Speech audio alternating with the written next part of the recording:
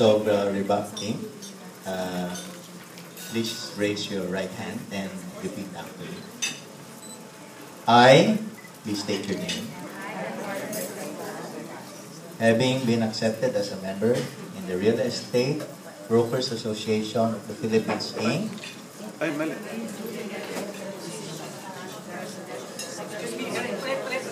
Take two.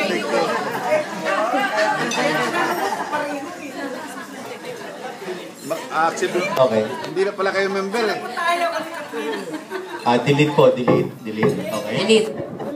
So, again, take two. So, naka-raise na your right hand. Alright? So, I, state your name. Having been duly elected to the position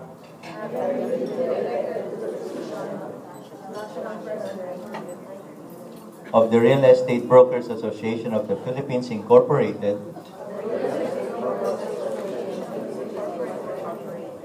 do hereby declare that I shall abide by the Constitution of the Philippines and the Articles of Incorporation and Bylaws of the Real Estate Brokers Association of the Philippines, Incorporated. That I will hold inviolate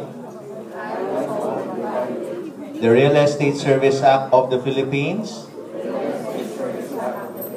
and its implementing rules and regulations, all other rules and regulations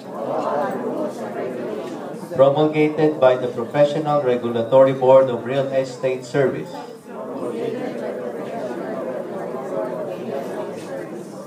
and I will respect and compel obedience to the National Code of Ethics and Responsibilities for Real Estate Service Practitioners. That I will perform the duties of my office with fidelity and to the best of my knowledge and experience toward the accomplishment of the aims and purposes of the association, and that I voluntarily impose upon myself these obligations without mental reservation or purpose of evasion. So help me God. Congratulations, everyone.